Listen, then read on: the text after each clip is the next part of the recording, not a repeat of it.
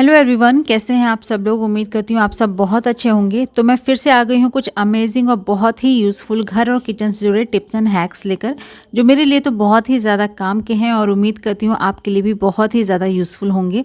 अगर वीडियो आपको यूज़फुल लगे तो प्लीज़ वीडियो को लाइक शेयर करिएगा। चैनल पे न्यू है तो सब्सक्राइब करना बिल्कुल भी मत भूलिएगा। तो चलिए शुरू करते हैं आज का वीडियो और देखते हैं पहले टिप।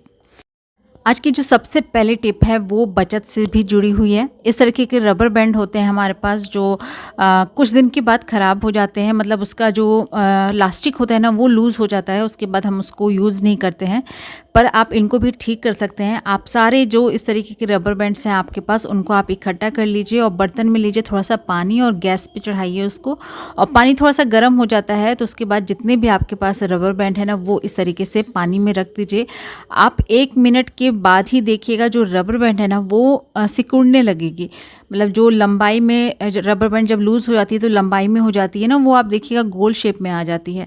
तो इस तरीके से कई सारे ऐसे रबर बैंड्स होते हैं जिन्हों हमें बहुत ज़्यादा पसंद होता है, लेकिन वो लूज़ हो जाते हैं तो फिर हम उनको यूज़ नहीं करते हैं। तो वो सारे रबर बैंड्स को आप इस तरीके से ठीक कर सकते हैं। तो कहीं ना कहीं इस टिप को यूज़ करके आप अपनी ढेर सारी बचत भी कर सकते हैं और जो चीज़ें आपकी पुरानी हो गई हैं आप उनको यूज़ भी कर सकते हैं। तो ज़रूर एक बार ट्राई करके देखिएगा और उम्मीद करती हूँ आपको ज़रूर पसंद आई होगी ये टिप। तो अगर टिप पसंद आई है तो वीडियो को एक लाइक भी करिएगा। चलिए देखते हैं नेक्स्ट टिप। तो यहाँ पर लिया है मैंने देसी घी, जो हम घर में बनाकर तैयार करते हैं।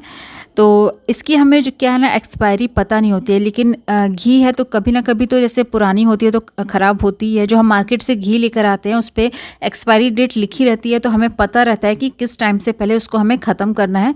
पर ये घी हमें उतना ज़्यादा पता नहीं रहता है। कई बार हम होता है ना कि लंबे समय तक हम इसको स्टोर करते हैं तो एक घी में से अजीब सी स्मेल आने लगती है। तो उस टाइम में आप क्या करिए, घी में कुछ इस तरीके से लौंग आप रख दीजिए।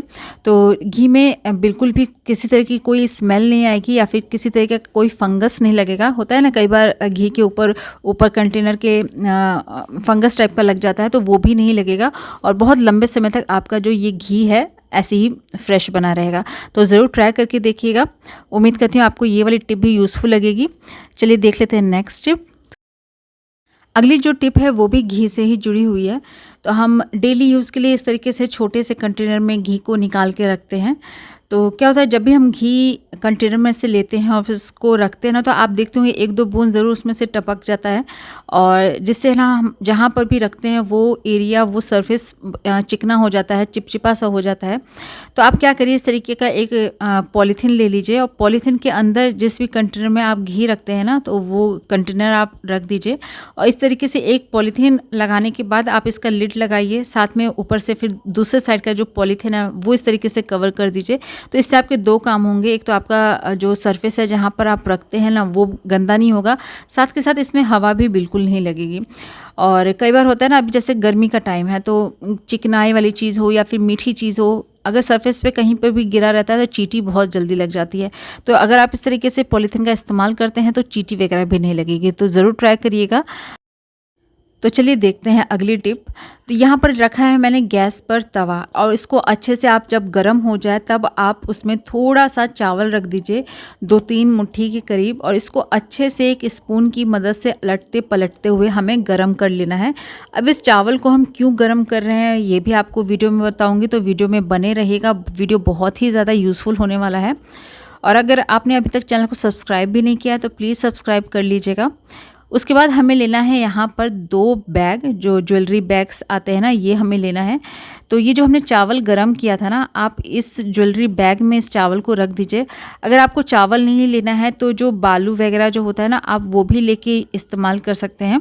तो चावल है तो घर में आसानी से मिल जाता है। तो इसको हम कहाँ पर यूज़ करने वाले हैं, कई बार ऐसा होता है ना बच्चों के या फिर बड़ों के कान के पीछे वगैरह में दर्द होता है या फिर कंधे में दर्द होता है या कोई सी भी एरिया पे जब अगर आपको पेन होना, तो आप इस तरीके से चावल को गर्म करके उस जगह पर सिकाई कर सकते हैं।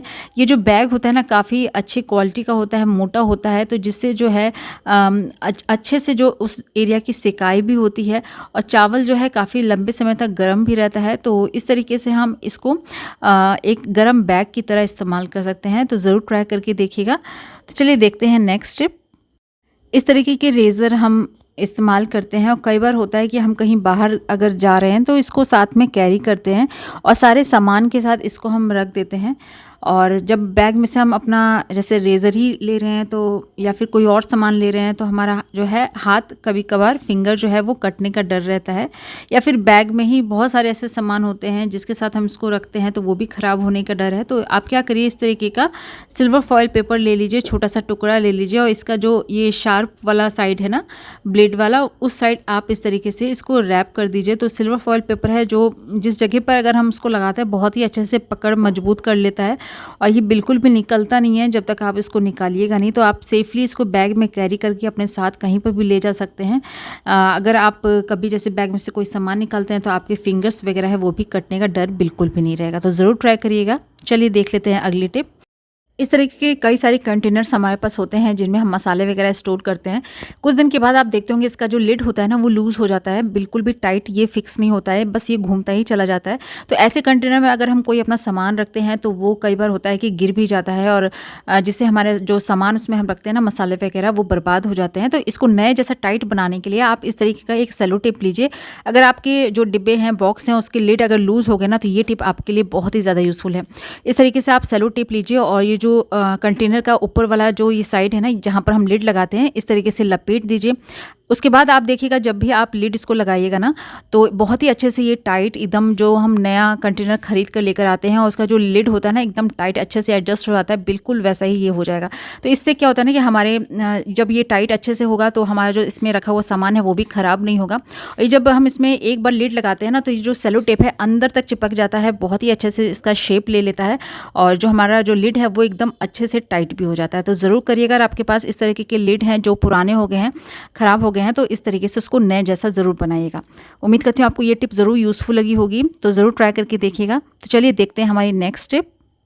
जब भी हम प्रेस का इस्तेमाल कर लेते हैं उसके बाद हम क्या करते हैं, कुछ इस तरीके से उसका जो वायर होते हैं प्रेस के साथ फोल्ड करके रख देते हैं और जहाँ भी रखते हैं उसके बाद वो जगह जो है वो मैसी हो जाता है क्योंकि इसके जो वायर है ना अच्छे से ऑर्गेनाइज नहीं रहते हैं। तो आपको लेना है यहाँ पर एक सेफ्टी पिन जिससे आपका काम बहुत ही ज़्यादा आसान हो जाएगा।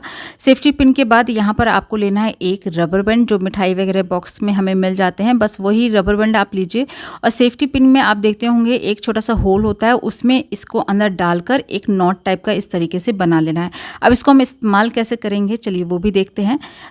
जब भी आप प्रेस को यूज़ कर ले और उसको रखने वाले हो ना तो इसके वायर जो है आप इस तरीके से एक जगह इकट्ठा कर लीजिए। उसके बाद आपको क्या करना है, जो हमने सेफ्टी पिन में जो रबर बैंड लगाया है ना वो सेफ्टी पिन आपको लेना है और कुछ इस तरीके से सेफ्टी पिन को पकड़ के और जो रबर है ना वो अंदर की साइड से लाकर इस तरीके से ऊपर लाकर सेफ्टी पिन में फंसा देना है।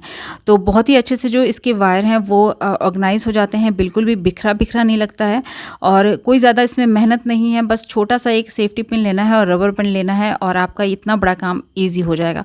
इसको यूज़ करना भी आसान है, आप इजीली इसको निकाल कर इस्तेमाल कर सकते हैं। तो ज़रूर ट्राई करिएगा। तो दोस्तों यहीं पर आज के वीडियो का एंड करती हूँ और उम्मीद करती हूँ कि आज के सारे टिप्स एंड ट्रिक्स आपको लाइफ में कभी ना कभी ज़रूर काम आएंगे। अगर वीडियो यूज़फुल लगा है तो इसे एक लाइक करिएगा, न्यू है तो सब्सक्राइब करिएगा और ज़्यादा से ज़्यादा शेयर करिएगा अपने फैमिली और फ्रेंड्स में। और प्लीज़ एक कमेंट करके ज़रूर बताइएगा आपको इनमें से कौन सी ट्रिक सबसे ज़्यादा यूज़फुल लगी है और आप मेरा वीडियो कहाँ से देख रहे हैं, ताकि मैं जान सकूँ मेरा वीडियो कहाँ तक गया, जो कि मुझे जान के सच में बहुत ज़्यादा खुशी मिलेगी। कल फिर मिलती हूँ ऐसी एक नए वीडियो के साथ, कुछ नए टिप्स एंड ट्रिक के साथ। तब तक के लिए अपना ख्याल रखिएगा और जुड़े रहिएगा मेरे चैनल से। Thanks for watching.